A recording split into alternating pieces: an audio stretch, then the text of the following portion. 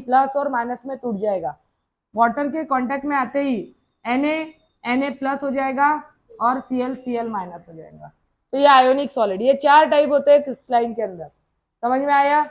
उसमें से जो आयोनिक है, ये आयोनिक के टोटल कितने टाइप है?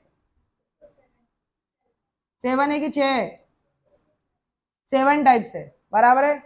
जिसमें से पहला आता है cubic, cubic ionic crystalline solid, cubic ionic crystalline solid. ये पूरा मैप एक एक स्टेप करते हुए आपको नीचे आना है। उसके बाद है आपका, कोई भी आप लाइन में आगे पीछे भी लिखा तो भी कोई प्रॉब्लम नहीं है, ऑर्थोरोम्बिक, समझ में आया। रोम्बोहेड्रल लिख लेते हैं। ये जो है आपको याद आसानी से रहना चाहिए, इसलिए हाइड्रल या रोम्बो वर्ड वाले एक साथ लिख लिया। उसके बाद आएगा मोनोक्लिनिक, ट्राई क्लिनिक, एक क्लिनिक क्लिनिक वाले लिख लिया, है कि नहीं। क्लिनिक हेक्सागोनल और ये गोनल गोनल वाले एक साइड में। समझ में आया क्या कर लिया हम लोगों ने? समझ में आया। तो आप लोगों को ये सभी बराबर है ना, कुछ छूट गया क्या? तो ये हाँ हाँ, ये जो है ये सभी आयोनिक सॉलिड में हमने सातों टाइप देख लिया, समझ में आया। तो ये सभी के सभी आयोनिक सॉलिड है, पानी में डालते ही प्लस प्लस और माइनस दो सेपरेट आयन में क्या हो जाएंगे? डिसोशिएट, मतलब ब्रेक डाउन हो जाएंगे, समझ में आया। तो आप लोगों को सॉलिड स्टेट केमिस्ट्री में क्या पढ़ना है? सॉलिड स्टेट केमिस्ट्री में सॉलिड में, क्रिस्टलाइन में, आयोनिक में सिर्फ क्यूबिक पढ़ना है, बाकी कुछ भी नहीं पढ़ना है, कुछ भी नहीं पढ़ना है। समझ में आया क्या? सिर्फ आपको क्यूबिक से मतलब है। ये क्यूबिक के भी 3 टाइप है, वो तीनों टाइप को आपको याद रखना है। पहला आएगा प्रिमिटिव और सिंपल। प्रिमिटिव क्यूबिक यूनिट्स या क्यूबिक क्रिस्टल, और इसको ही आप सिंपल भी बोल सकते हो। और दूसरा आएगा बॉडी सेंटर्ड, और ये क्यूबिक, कंफ्यूज नहीं, फेस सेंटर्ड। समझ में आया? बीसीसी एफसीसी सिंपल भाषा में। तो ये तीनों आपको क्यूबिक में पढ़ना है। जैसे इसके टाइप्स है वैसे इनके भी टाइप्स है, सब टाइप्स, टाइप्स नहीं बोलेंगे, टाइप के टाइप है, सब टाइप्स है, समझ में आया।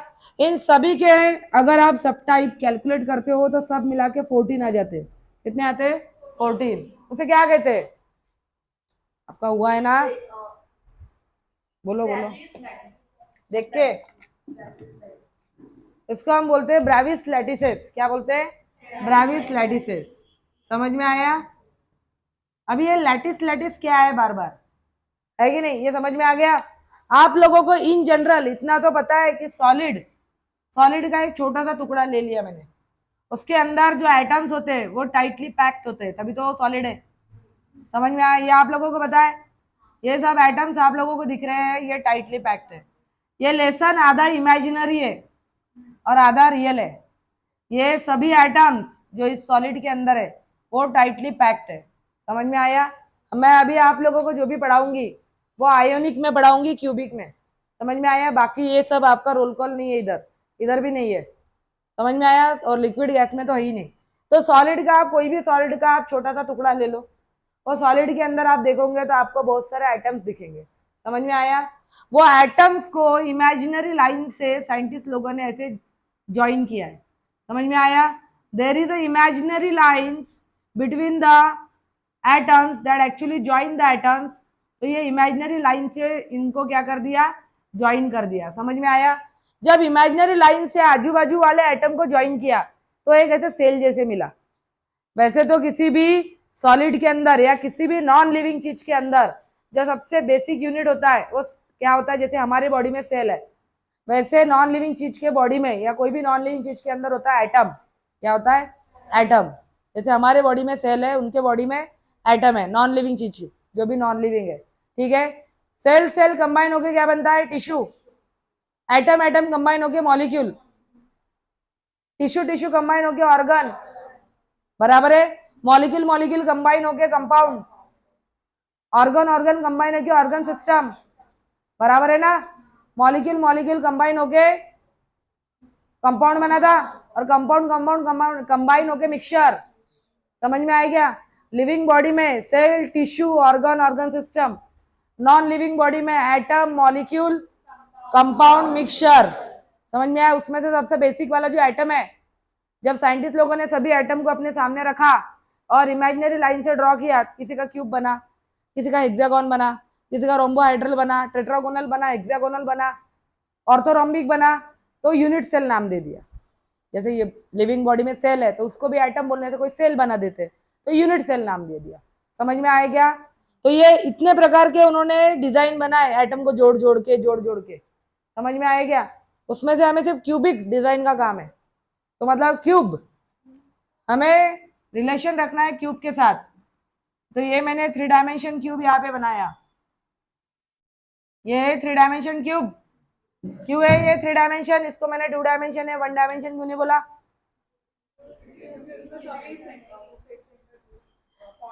इसको 3 डायमेंशन इसलिए बोला क्योंकि इसमें तीनों एक्सिस है, x axis, y axis, z axis. समझ में आया? All 3 axis are present in the unit cell. This is the 3 dimension figure. आप भी 3 डायमेंशन फिगर के अंदर बैठे हो। आया समझ में? तो ये जो 3 डायमेंशन फिगर है, ये अभी क्यूबिक को फॉलो कर रही है। ये क्यूबिक यूनिट सेल है। ये क्यूबिक यूनिट सेल मतलब एक्चुअली जो सॉलिड है उसके एटम्स ऐसे अरेंज है। समझ में आया क्या? ये ऐसे अरेंज है पूरे एटम्स।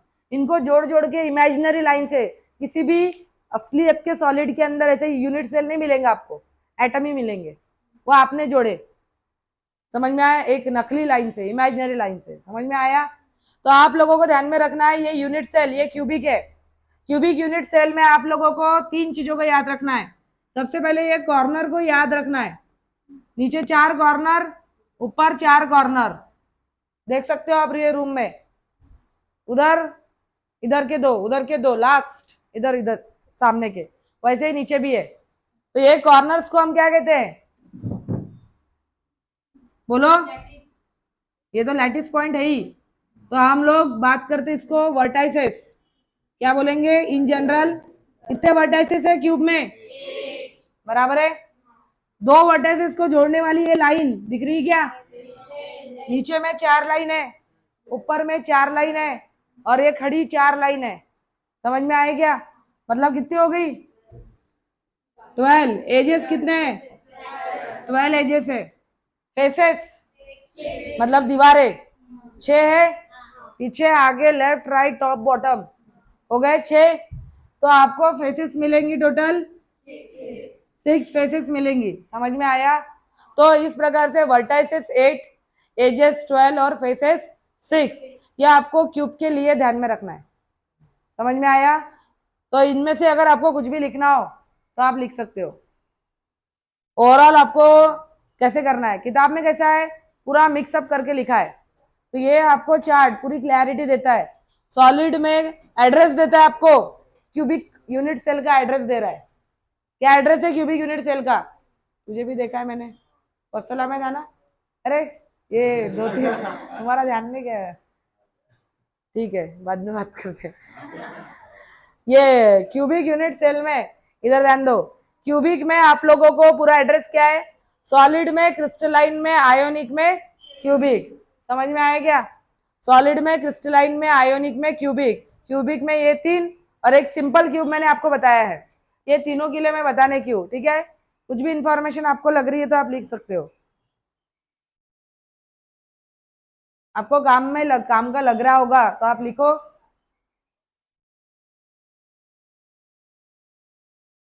ये तो तुमको मैंने पहले ही पढ़ा दिया था। पूरा लेसन ही लिखो, दिखा।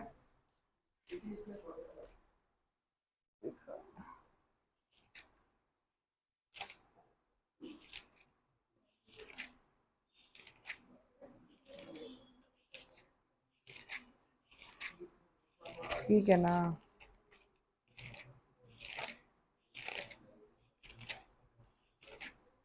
ये कॉपी लाते जा रोज।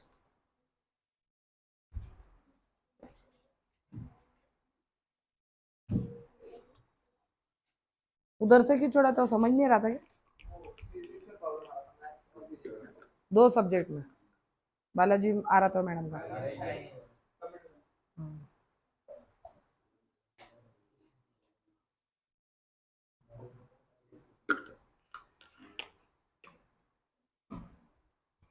ये हो गया, ये रिकॉर्ड भी हो रहा है ना, तो आपको मिल जाएगा शायद। और बाद में आप गारंटी से लिखोगे क्या, इसकी गारंटी है? मुझे तो डाउट है कि सही में लिखोगे क्या।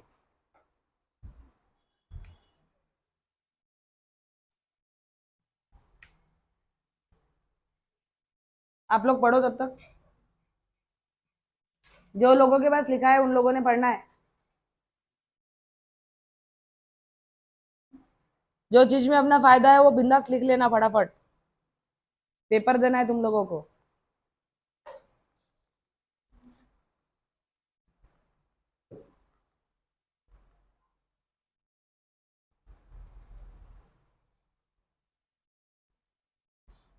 ऑर्गेनिक वाला मैडम ने जो पढ़ाया वो पूरा समझ में आ गया सभी को? बहुत से बच्चों को नहीं आया।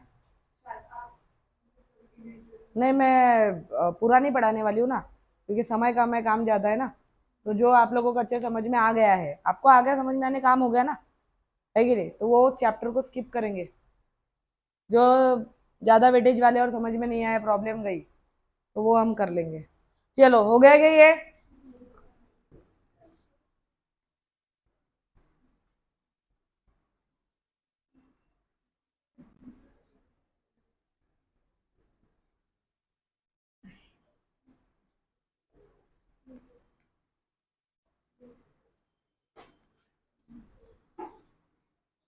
चलो अब इधर ध्यान दो। सॉलिड का आप लोगों ने एक छोटा सा टुकड़ा लिया था, उसके अंदर इतने सारे एटम, और वो एटम को इमेजिनरी लाइन से ड्रॉ जब हम करते हैं तो यूनिट सेल मिला था। क्यूब शेप का मिला तो उसको क्यूबिक यूनिट सेल बोल दिया, बराबर है? समझ में आया? पर क्या किसी भी सॉलिड के छोटे से टुकड़े में एक ही यूनिट सेल रहेगा क्या? जैसे कि यहाँ पे एक यूनिट सेल है, ये इन जनरल ऐसे निकाला मैंने, उसको जस्ट उसको लग के दूसरा रहेगा, उसको टच तीसरा, चौथा, पांचवा, ऐसे बहुत सारे unit cell unit cell unit cell combine होके पूरा सॉलिड बनेगा, बराबर है?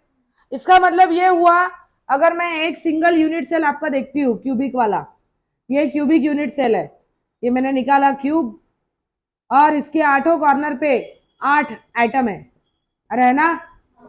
समझ में आया? तो क्या ये आठों एटम इसके खुद के हैं? बिल्कुल नहीं, क्योंकि इसको बाजू में जस्ट लग के दूसरा यूनिट सेल चालू होता है। समझ में आया क्या? जिसको हम थोड़ा सा ड्रॉ करने की कोशिश करेंगे, इसको बाजू में जस्ट टच करके दूसरा यूनिट सेल यहाँ पे जो भी है ऐसे एडजस्ट कर लो, यूनिट सेल जैसे, मतलब इसके बाजू में जस्ट रहेगा। समझ में आया? इसके बाजू में और रहेगा, उसके बाजू में और रहेगा, मतलब यहाँ पे ये जो आइटम्स है इनका शेयरिंग हो रहा है, ऊपर भी रहेंगे, नीचे भी रहेंगे, सामने भी रहेंगे, पीछे भी रहेंगे। समझ में आया? सब यूनिट सेल एक दूसरे को क्या रहेंगे, टच में रहेंगे। आया समझ में? तो इसका मतलब ये सिंगल यूनिट सेल के इसके खुद के पार्टिकल कितने हैं, ये हमको निकालना जरूरी है। ये तो आजू बाजू वाले के साथ शेयर हो रहा है ना, उसका खुद का कितना है वो भी तो निकालना जरूरी है ना। तो उसके खुद के पार्टिकल्स कितने हैं वो निकालने के लिए आप लोगों को इमेजिन करना पड़ेगा। ठीक है, इधर ध्यान दो, बाद में लिखना। इसके आठों कॉर्नर्स पे 8 एटम्स है, बराबर है? कंसिडर एनी वन एटम, कोई भी एक एटम आपको लेना है, लिया। इस एटम को समझ लो जैसे कि एक फुटबॉल है, लिया, उसको बीचों बीच से आपको कट करना है। अभी वो फुटबॉल के 2 टुकड़े हुए, बराबर है? तो ये 2 टुकड़े भी मैं यहाँ पे निकाल लेती हूँ, एक ये है पार्ट और एक है ये पार्ट। समझ में आया? शेयरिंग कैसी हो रही है बता रही हूँ मैं आप लोगों को। और ये जो एक टुकड़ा है फुटबॉल का, ये फिर से अपने 4 टुकड़ों में डिवाइड हो रहा है, और ये वाला भी किसमें, 4 टुकड़ों में। मतलब कितने हो गए टोटल पार्ट्स? 8। समझ में आया? टोटल पार्ट्स हो गए 8, 8। उसमें से ये यूनिट सेल को कितना मिल रहा है? 8 हिस्सों में से एक ही हिस्सा इसका खुद का है। टोटल पार्टिकल कितने हैं? टोटल पार्टिकल 8 मल्टीप्लाई बाय उस यूनिट सेल को 8 में से कितना मिल रहा है, तो 8 में से 1 मिल रहा है। सॉल्व करो। टोटल इस यूनिट सेल के पास सिर्फ ओनली 1 पार्टिकल प्रेजेंट। ये 1/8 कैसे आया ये आपको बताया मैंने। बहुत से लोग 1/8 से डायरेक्ट मल्टीप्लाई करते हैं, आपको बताएंगे नहीं कि वो आया कैसे। ठीक है, 1/8 कैसे आया, तो ये इस प्रकार से आया। एक एटम के 8 टुकड़े होते हैं इस प्रकार से, तो 8 में से एक ही हिस्सा उस यूनिट सेल में आ रहा है, बाकी 7 हिस्से तो कहीं आजू बाजू ऊपर नीचे कहीं ना कहीं शेयर हो रहे। समझ में आया? तो the number of particle for the simple, ये कौन सा यूनिट सेल मैंने पढ़ाया? सिंपल और प्रिमिटिव, क्योंकि सिंपल और प्रिमिटिव में सिर्फ 8 कॉर्नर पे 8 एटम होते हैं और कुछ नहीं होता। तो सिंपल या primitive cubic unit cell, cubic unit cell में खुद के एटम उसके खुद के कितने होते हैं, शेयर करके सब हो गया, उसका खुद के पास कितना बचा? तो overall n is equal to 1 बचा। n मतलब number of atoms for that unit cell is 1। तो आप लोगों को ध्यान में रखना है द वैल्यू फॉर सिंपल और primitive cubic unit cell is 1, number of atom n is equal to 1। उसके बाद हम बात करते हैं, इसके लिए तो हम कैलकुलेट कर चुके हैं n is equal to 1। Body centred क्या होता है पहले वो देख लो। बॉडी सेंटर्ड क्या होता है, जैसे कि मैंने ये क्यूबिक यूनिट सेल लिखा है, इसके 8 कॉर्नर पे 8 एटम है, बराबर है। बॉडी सेंटर्ड मतलब उसके बॉडी के बीच में बॉक्स है, ये बॉक्स के बीचों बीच एक एटम है। समझ में आया? ये सब तो कॉर्नर वाले हैं, ये कॉर्नर वाले एटम तो आजू बाजू कहीं ना कहीं शेयर में चले जाएंगे। जो 100% उसके बॉक्स के अंदर है, बॉडी के अंदर है, तो 100% उसको ही मिलेगा, वो किसी के साथ शेयर नहीं हो रहा है। तो ये 8 कॉर्नर पे जो 8 एटम्स है, उसका हिसाब अभी अभी हमने देखा है सिंपल वाले में, 8 इंटू 1/8 देखा था ना, प्लस एक 100% उसके अंदर है, जिसका किसी के साथ कोई शेयरिंग नहीं हो रहा, उसके अंदर है, तो +1, इसका हिसाब 1 प्लस ये 1 कितना हुआ? Total number of particle in body centred cubic unit cell n is equal to 2।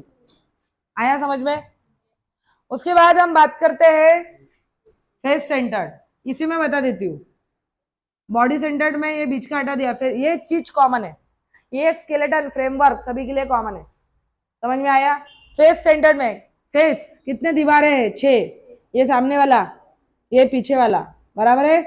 तो सामने वाले दीवार के बीचों बीच एक एटम रहेगा, मैं यहाँ पे निकाल रही हूँ, एक पीछे वाले दीवार के बीचों बीच, ये नीचे वाला हो गया, पीछे वाले दीवार के बीचों बीच, एक टॉप वाले दीवार के बीचों बीच, लेफ्ट वाले, राइट वाले, तो 6 फेजेस होते हैं सभी के बीचों बीच। जैसे कि ये फेस पकड़ लेते हैं, ये दीवार आप देख लो, इसके बीचों बीच एक बॉल है, ये दीवार सिर्फ इस रूम के लिए नहीं है, उस रूम के लिए भी है, तो बॉल आधा इधर आधा उधर, ऐसे कितने बॉल है टोटल? 6 बॉल है।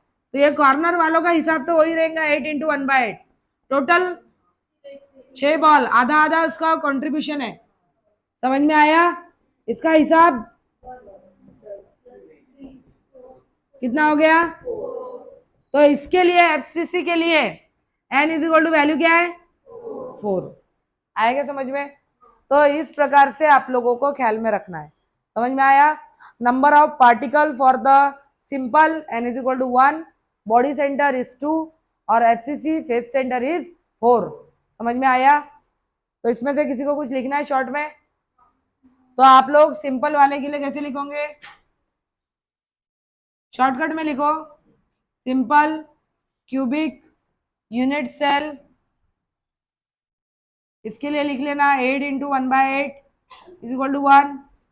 उसके बाद है बीसीसी लिख लेती हूँ मैं शॉर्टकट में, 8 कॉर्नर्स पे 8, हर एक का कॉन्ट्रीब्यूशन 1/8 प्लस एक 100% बॉडी के अंदर 1 + 1 n इज इक्वल टू 2, और एक एफसीसी के लिए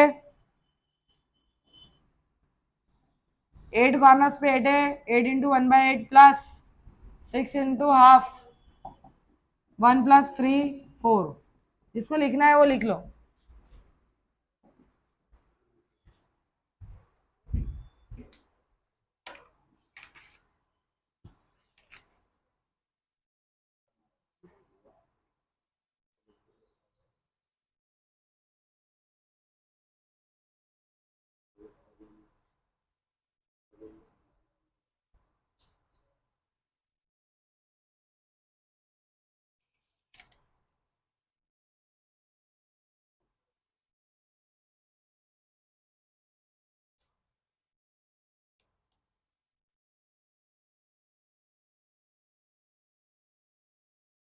हो गया?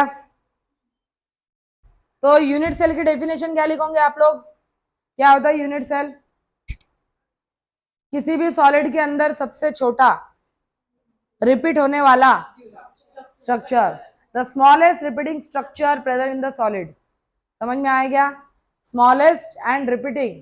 तो कैसे लिखोगे आप लोग? यूनिट सेल की एक डेफिनेशन लिख लेना। Unit cell is what? The smallest, repeating word आना चाहिए, the smallest repeating structure present in crystalline solid, present in crystalline solid is called as unit cell। समझ में आया? सबसे छोटा रिपीटिंग स्ट्रक्चर जो है, जो क्रिस्टलाइन सॉलिड में है, वो होता है आपका यूनिट सेल।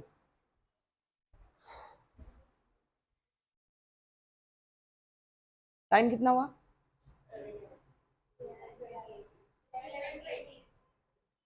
ठीक है ना? उसके बाद नेक्स्ट आपको हेडिंग डालना है रिलेशनशिप बिटवीन मोलर मास। पढ़ाते पढ़ाते आपको नोट्स भी लिखना है तुरंत, ठीक है? Relationship between molar mass, density of the substance, relationship between molar mass comma density of the substance and unit cell age length, unit cell age length लिखा? Unit cell edge length, unit cell की ये जो as होती है उसको small ए से denote किया जाता है, एज को। पता है क्या? अभी हम डेंसिटी के बारे में बात कर रहे हैं। डेंसिटी मतलब क्या होता है, कौन बताएगा? वो डेफिनेशन नहीं, ऐसे बताओ। डेंसिटी मतलब भारी, कितना भारी है, कितना हल्का है, वो है कि नहीं? तो आप लोग इधर ध्यान दो। डेंसिटी मतलब आप लोगों ने बता दिया मास अपॉन वॉल्यूम, कितनी जगह है।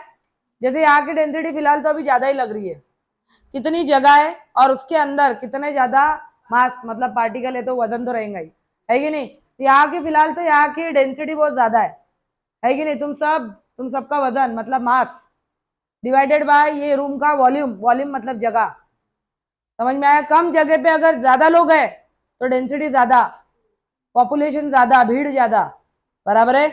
अगर बहुत जगह है और लोग बहुत ही कम है, समझ में आया, तो डेंसिटी भी कम रहेगी, हल्का रहेगा वो। सॉलिड में इसका कैसे यूज करना है वो आप लोगों को देखना है। जैसे कि फॉर एग्जाम्पल आप कहीं बाहर जाते हो घूमने के लिए, आपको एक बैग दी जाए जिसमें आपको आपका सामान पैक करना है, तो आप लोगों को कोई ऐसा मिलेगा व्यक्ति कि जो सिस्टमेटिक करेगा, कम जगह पे ज्यादा से ज्यादा सामान डालेगा ताकि दो दो बैग संभालने की आवश्यकता ना पड़े, बराबर है? कुछ ऐसे लोग मिलेंगे कि जो इतनी सारी जगह दी, इतनी बड़ी बैग दी और उसमें पूरा सामान भी नहीं आया, आड़ा टेढ़ा कैसे भी भर दिया। समझ में आया? तो पैकिंग इज वेरी इसेंशियल। जो जगह आपके पास अवेलेबल है, कम जगह पे ज्यादा से ज्यादा सामान जो लाता है, बहुत सारी जगह बच जाती है ना, है कि नहीं? तो इसको हम बोलते हैं पैकिंग। क्या बोलते हैं? अभी हमें पैकिंग करना है, सॉलिड की पैकिंग करना है। तो आप लोग कैसे पैकिंग कर सकते हो? आप लोग जब भी मिठाई के दुकान में जाते हो तो वहां पे इस प्रकार से लड्डू रखे रहते हैं, पहले सबसे नीचे रखे रहते हैं, उसके बाद उसके ऊपर मैं आपके सामने दो प्रकार की प्लेट रख रही हूं, आपको बताना है कौन से लड्डू जल्दी गिरेंगे। एक ये देखते जाओ, और दूसरा ये है आपके सामने प्लेट, यहाँ पे भी ऐसे लड्डू रखे, पहले लड्डू के ऊपर दूसरा, उसके ऊपर तीसरा, ये ऊपर ऊपर जा रहे हैं। ये दिख रहा है कि आप लोगों को? ये मैं अभी सभी नहीं बनाती हूँ, 5 ही लाइन बनाती हूँ। तो आप मुझे बताओ, दो ये ऐसे रखे हैं पूरे, इसको मिटाई देती हूँ, ठीक है? तो आप लोग मुझे बताओ कौन सा जो लेयर है वो गिरेगा जल्दी? ये जल्दी गिरेगा। क्यों गिरेगा? क्योंकि यहाँ पे उसको बराबर से बैठने के लिए जगह ही नहीं मिली, तो ये जो दो एटम है इसके बीच में जो डिप्रेशन दिख रहा है, ये डिप्रेशन में अगर आप तीसरे एटम को बैठाते हो तो वो एकदम पैकिंग हो जाएंगे। यहाँ पे जगह ज्यादा नहीं है, यहाँ पे जगह ज्यादा है, खाली जगह बहुत ज्यादा है। आपने चैप्टर पढ़ा, आपको पता है वॉइड्स कहते हैं उसको, खाली जगह। यहाँ पे खाली जगह बहुत ज्यादा है, यहाँ पे कम से कम मतलब खाली जगह नहीं के बराबर है, एकदम पैक की है। समझ में आया? तो यहाँ पे दी हुई पूरी जगह का मैक्सिमम यूज किया है।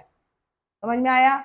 और यहाँ पे खाली जगह ज्यादा छोड़ दी है, इसको एक धक्का मारो गिर जाएगा, ये नहीं गिरेगा। समझ में आया? इसका मतलब ये पैकिंग स्टेबल है और ये पैकिंग अनस्टेबल है। समझ में आया क्या मैंने क्या बोला? ठीक है। ऐसी पैकिंग जिसमें खाली जगह नहीं के बराबर है, वॉइड खाली जगह नहीं के बराबर है, वो पैकिंग है आपकी सबसे बेस्ट। और ऐसे क्रिस्टल का वजन ज्यादा निकलेगा, डेंसिटी ज्यादा निकलेगी। समझ में आया क्या? Density is equal to mass upon volume, ये सभी को पता है। वॉल्यूम मतलब जगह और मास मतलब उस जगह में बैठने वाला जो भी वजनदार चीज रहेगा वो। समझ में आया? ये पैकिंग समझ में आ गई? आपको ऐसी पैकिंग करना है, एक इमेजिनरी स्टैंडर्ड पैकिंग जिसमें खाली जगह नहीं रहनी चाहिए। ठीक है। तो हम लोग अभी रिलेशन निकाल रहे हैं किसके बीच में? डेंसिटी, मोलर मास और एज। डेंसिटी का सिंबल क्या है? रो। मोलर मास कि capital M? Small capital small capital, अक्कड़ बक्कड़ करो।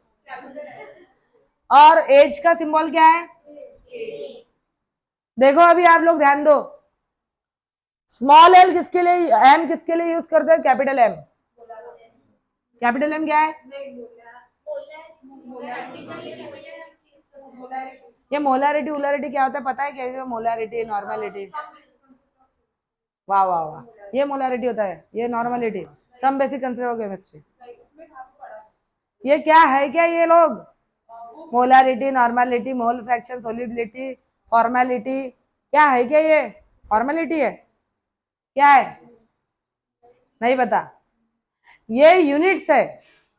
जैसे कि आप डिस्टेंस चलते हो, यहाँ से सोनमा नगर जा रहे हो तो आप लोग वो डिस्टेंस गिनोगे किसमें? मीटर में। और दूर जा रहे हो तो किलोमीटर में। जैसे यहाँ से बाहर निकल रहे हो तो सेंटीमीटर में। यही के यही चल रहे हो। और पता है क्या? Millimetre, hectometre, decametre, decimetre, picometre, nanometre, ये मीटर मीटर मीटर वाले सरनेम तो सेम है ना? मीटर मीटर आ रहे हैं सबके पीछे, ये सभी यूनिट है डिस्टेंस गिनने के। वैसे ही molarity, molality, formality, mole fraction, solubility, ये सभी यूनिट है किसी भी सॉल्यूशन का पावर निकालने का। आपके सामने लैब में जो मैक्सिमम रिएक्शन होती है ना, लैब में जो मैक्सिमम रिएक्शन होती है वो लिक्विड फॉर्म में होती है। पता है क्या? सॉलिड स्टेट में कोई रिएक्शन होती है, शक्कर में नमक डालो, सॉलिड सॉलिड, ये बन गया शरबत, ये लो। ऐसा होता है क्या? कान के नीचे तो पड़ेंगी अलग, है कि नहीं? तो उसके लिए क्या चाहिए आपको? सॉल्वेंट, कोई लिक्विड चाहिए। लिक्विड चाहिए ना, वाटर एज ए सॉल्वेंट, उसमें दोनों सॉलिड डाल दो, अभी लेमोनेड बन जाएगा। बन जाएगा कि नहीं? तो आप लोगों को ध्यान में रखना है, लैब में जो मैक्सिमम केमिकल रिएक्शंस होती है, that chemical reaction need some liquid phase. मतलब पानी बोल सकते हैं, बेंजीन है, क्लोरोफॉर्म है, इथर है, कोई भी ले सकते हो आप सॉल्वेंट। समझ में आया? तो ये जैसे कि मैंने एक बीकर में ले लिया concentrated sulphuric acid, king of acid, पूरा सल्फ्यूरिक एसिड, और दूसरे इसमें लिया वो सल्फ्यूरिक एसिड मैंने इतना ही लिया, आधा ग्लास, और उसमें 2 ग्लास पानी डाला। और एक इसमें 100% सल्फ्यूरिक एसिड, पानी बिल्कुल नहीं। कौन सा ज्यादा तेज है? हाथ डालोगे? हाथ डाल के देखोगे क्या? लिटमस पेपर डाल के देखो, या आप लोगों को पता ही चल जाएगा अलग अलग रिएक्शन से। तो जो जिसमें पानी है वो थोड़ा कम पावरफुल है, और जिसमें पानी नहीं है वो ज्यादा ही पावरफुल है। ये पावर है ना, पावर, ये पावर गिनने की यूनिट है। Molarity, normality, mole fraction, formality, ये 11th में हो चुका है आपका शायद, पता नहीं। समझ में आया? अभी समझ में आया? जैसे डिस्टेंस गिनने के है ना, ये बेसिक कंसेप्ट ऑफ केमिस्ट्री, मतलब ये क्या है? ये आपके सॉल्यूशन का पावर गिनने की यूनिट है। और एक टर्म आपने पढ़ी होंगी जिसका नाम है मोल। ये तो कोई बताएगा तो उसको मान लूंगी मैं। वो मेरा टीचर बनेगा आज। मुझे पता है किसी को नहीं आता, इसलिए बोला। ये मोल क्या आता है पता है क्या? आपके सामने 10 ग्राम गोल्ड लिया, इसको बोला इसका वजन करके आ, तो सोनार के पास जाओगे, वजन है उसके पास कर लूंगे। 1 ग्राम गोल्ड लिया, उसका वजन करके आ, वजन डायरेक्ट जाओगे रख लूंगे। अब मैंने बोला वो 1 ग्राम गोल्ड के अंदर कितने गोल्ड के आइटम है उसका वजन करके आ, अब कौन से वजन का इस्तेमाल करोगे? वजन ही नहीं है, इसका वजन फिर भी निकालना है। ऐसा तो दिखने वाला कोई वजन ही नहीं है, आपका वजन करने के लिए भी वजन है। 10 ग्राम गोल्ड, 1 ग्राम गोल्ड जो भी है वो भी गिनने के लिए वजन है। उसके अंदर आइटम कितने, वो आइटम को दिखते ही नहीं आइटम, उसका वजन कैसे करेंगे? है कि नहीं? फिर भी वजन करना है तो उसका वजन आपको करना है थेरोटिकली, मतलब कैलकुलेशन के जरिए। ये तो मशीन बनाते रहोगे, डिस्कवरी करोगे, ये मशीन से देखो ये इसमें आइटम का वजन मिलता है, तो कभी नहीं मिलेगा। तो जो आइटम का वजन आप निकालोगे ना, वो आइटम का वजन, वो वजन गिनने का यूनिट है मोल। तो आपको बताना है एक मोल में कितने आइटम आते हैं। ये तो मुझे लगा ही था, डायरेक्ट बताऊंगे 6.022 10^23 एवोगैड्रो नंबर। और ये क्या है? एवोगैड्रो नंबर है 6.022 10^23 पर है क्या? हाँ 12 ग्राम क्या? कार्बन आइटम कौन से? कार्बन 12 जो है, कार्बन 12 ही क्यों लिया, नाइट्रोजन 15 क्यों नहीं लिया, या नाइट्रोजन 14 क्यों नहीं लिया? स्टेबल आइसोटोप तो और भी है। हाँ, कार्बन फाउंड मोस्ट अबंडेंटली